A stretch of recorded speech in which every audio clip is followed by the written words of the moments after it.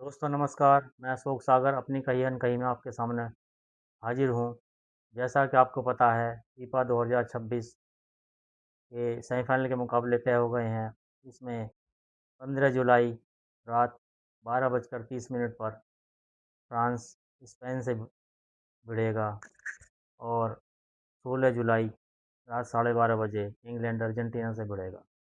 अगर मैं क्वार्टर फाइनलों की बात करूँ, जो कि अभी ख़त्म हुए हैं, तो इसमें एक बात साफ दिखाई दे रही है कि पहली बार जो एक्सपेक्टेड टीमें थीं वही सेमीफाइनल में गई हैं। इससे पहले उलटफेर होती थी, लेकिन इस बार कोई उलटफेर नहीं हो पाई।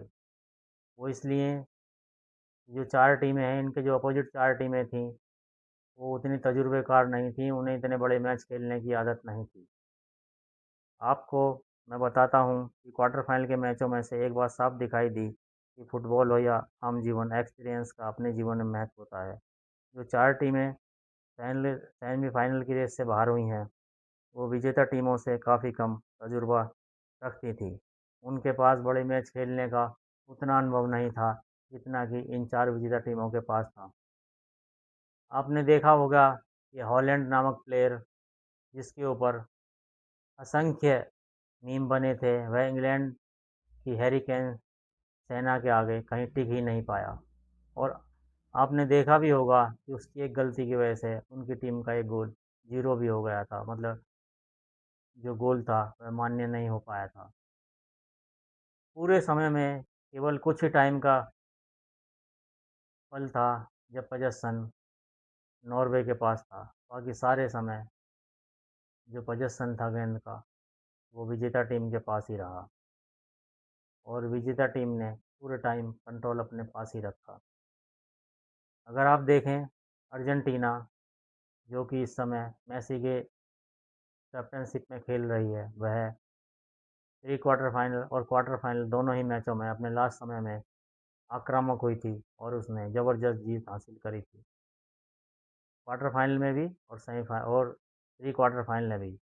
लेकिन यह स्थिति शायद इस बार, अगर वो सेमीफाइनल में पहुंचना चाहेंगे, तो वह अच्छी नहीं है। टीम को शुरू के ही अपने समय में जीत की तरफ बढ़ना चाहिए। लास्ट टाइम के लिए कभी भी जीत को रिजर्व नहीं रखना चाहिए।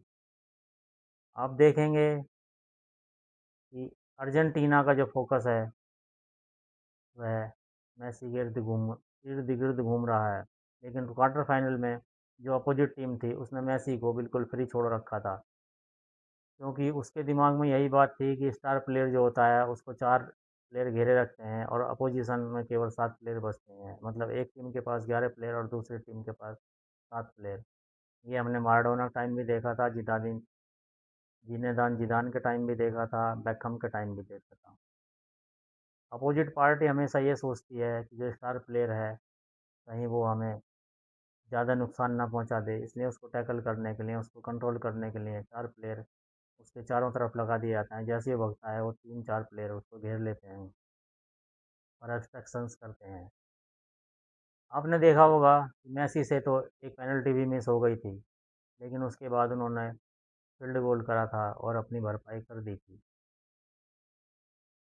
अगर मेसी जो अपनी लास्ट टाइम की स्ट्रेटजी है आक्रामक होने की, उसको इसमें अपनाएंगे सेमीफाइनल में, तो शायद हैरी केन की सेना उन्हें मात दे दे। क्योंकि हैरी केन का बहुत ज़बरदस्त डिफेंस है और हैरी केन बेकहम के शिष्य हैं और बेकहम ने उन्हें लॉन्ग पासिस और शॉर्ट पासिस दोनों सिखा रखे हैं। बेकहम वैसे ही बॉक्स में मौजूद रहते हैं और हमेशा अपनी टीम को प्रोत्साहित करते रहते हैं। स्पेन की टीम की अगर हम बात करें, जो कि फ्रांस से भिड़ने वाली है, तो इस टीम में कोई भी स्टार प्लेयर नहीं है। जो बाकी 4 टीमें सेमीफाइनल में पहुंची हैं, उनमें 3 टीमों के पास एक एक स्ट्राइकर है, जिसमें फ्रांस के पास एम्बापे है,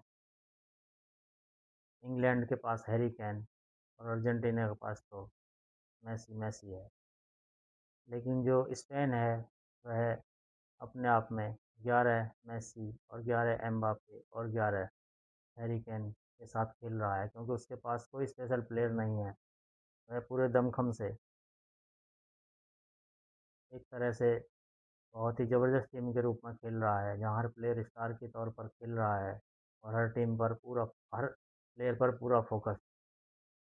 दोस्तों, जो अभी सेमीफाइनल होंगे वो ज़बरदस्त होंगे और उनमें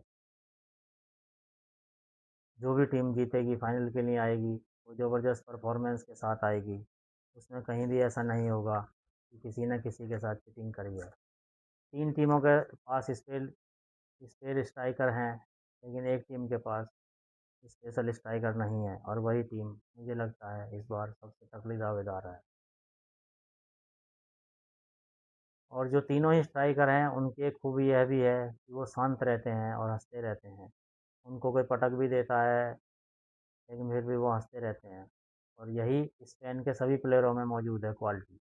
वो सभी प्लेयर शांत रहते हैं और उनका डिफेंस इतना मजबूत है कि गोल बहुत ही मुश्किल से खाते हैं। दोस्तों, आगे चलकर फुटबॉल में फीफा वर्ल्ड कप में जैसे क्रिकेट में मैन ऑफ द मैच दिया जाता है, ऐसे इसमें गोल्डन बूट और गोल्डन बॉल देने का प्रावधान है। गोल्डन बूट जो सबसे ज़्यादा गोल करेगा और बेहतरीन होगा उसे दिया जाएगा और गोल्डन बॉल जो सबसे अच्छा गोलकीपर होगा। दोस्तों, अभी जो फुटबॉल चल रहा है ये ज़बरदस्त है और इसके 2-3 मुकाबले अब होने वाले हैं जो कि सुपर होंगे।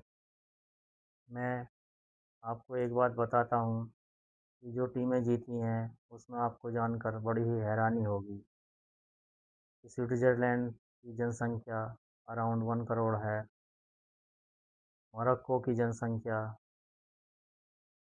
अराउंड पौने 4 करोड़ है, नॉर्वे की जनसंख्या तो केवल 55 लाख के आसपास की है, बेल्जियम भी 1.25 करोड़ के आसपास। और इतना होने के बाद भी ये लोग वर्ल्ड कप की टीमें हैं, तो हमें भी इनसे प्रेरणा लेकर आगे बढ़ना चाहिए और वर्ल्ड कप में अपना दमखम दिखाना चाहिए। आइए, चलते चलते अब मैं आपको मुनव्वर राणा की एक गीत या गज़ल जो भी है उसके साथ छोड़ता जाता हूँ। दोस्तों, जैसा कि आप जानते हैं मुनव्वर राणा उर्दू साहित्य के बहुत बड़े हस्ताक्षर हैं, बहुत बड़े नाम हैं। उन्होंने एक मुहाजिरनामा लिखा था। मुहाजिरनामा जो उन्होंने लिखा था वह डिवीज़न के ऊपर था। डिवीज़न मतलब जो भारत पाकिस्तान का बँटवारा हुआ। जैसा कि आपको पता होगा कि जब बँटवारा हुआ था तो जो मुस्लिम भाई पाकिस्तान शिफ्ट हुए थे उन्हें वहाँ मुहाजिर कहकर संबोधित किया गया था। तो मुहाजिरनामा में मुनव्वर राणा जी लिखते हैं, मुहाजिर हैं मगर हम एक दुनिया छोड़ आए हैं, तुम्हारे पास जितना है उतना हम छोड़ आए हैं। कई आंखें अभी तक ये शिकायत करती रहती हैं कि हम बहते हुए काजल का दरिया छोड़ आए हैं। दोस्तों, इस मिसरे को आप दोबारा सुने। कई आंखें अभी तक ये शिकायतें करती रहती हैं कि हम बहते हुए काजल का दरिया छोड़ आए हैं। काजल का दरिया छोड़ आए हैं। शक्कर इस जिस्म से खिलवाड़ करना कैसे छोड़ेगी। शक्कर इस जिस्म से खिलवाड़ करना कैसे छोड़ेगी कि हम जामुन के पेड़ों को अकेला छोड़ आए हैं। कहानी का ये हिस्सा आज तक सबसे छुपाया है कि हम मिट्टी की खातिर अपना सोना छोड़ आए हैं। ये हिजरत तो नहीं थी, बुज़दिली शायद हमारी थी कि हम बिस्तर पे एक हड्डी का ढांचा छोड़ आए हैं। उन्होंने बहुत ही ज़बरदस्त बात करी है कि जब डिवीज़न हो रहा था तो यहाँ के और वहाँ के जो भी थे चेंज वाले व्यक्ति, वो अपने बुज़ुर्गों को, अपने परिंदों को, अपने पशुओं को वहीं छोड़ के बस भाग लिए थे कि किसी तरह से जो बच सके वो बचे। तो उन्होंने लिखा, ये हिजरत तो नहीं थी, बुज़दिली शायद हमारी थी कि हम बिस्तर पे एक हड्डी का ढांचा छोड़ आए हैं। कई दर्जन कबूतर तो हमारे पास ऐसे थे जिन्हें पहना के हम चांदी का छल्ला छोड़ आए हैं। उस समय कबूतरबाजी बड़े चरम पे थी और बहुत ही अच्छा शौक माना जाता होता था। कोई सोने के, कोई चांदी के छल्ले उन्हें पहनाता था। इन परिंदों को हम डाकिया भी कहते थे कि चिट्ठी आई है, चिट्ठी आई है। ये इनके पाँव में कुछ चीज़ बांध देते थे, इनको आदेश देते थे, तो ये इतने ज़बरदस्त थे कि वहीं पहुँचा कर आ जाते थे। तो आप और सुने। अभी तक बारिशों में भीगते ही याद आता है कि हम छप्पर के नीचे अपना छाता छोड़ आए हैं। अभी तक बारिशों में भीगते ही याद आता है कि हम छप्पर के नीचे अपना छाता छोड़ आए हैं। जवानी से बुढ़ापे तक संभाला था जिस माँ ने, वो फूकनी छोड़ आए हैं, वो चिमटा छोड़ आए हैं। जैसा मैंने पहले ही कहा है, बुजुर्गों को छोड़ दिया गया था मजबूरी में, या जैसे भी आप चाहें आप समझ सकते हैं। ये अब भी सोच लेते हैं तो आंखें भीग जाती हैं कि पक्के फर्श की खातिर खड़ंजा छोड़ आए हैं। मुहाजिर कह के दुनिया इसलिए हमको सताती है कि हम आते हुए कब्रों में सजरा छोड़ आए हैं।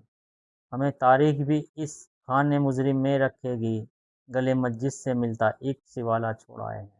उस समय गंगा जमनी तहजीब थी, आज भी है, तो उसी पे उन्होंने लिखा है, हमें तारीख भी एक खाने मुजरिम में रखेगी, गले मस्जिद से मिलता एक सिवाला छोड़ आए हैं।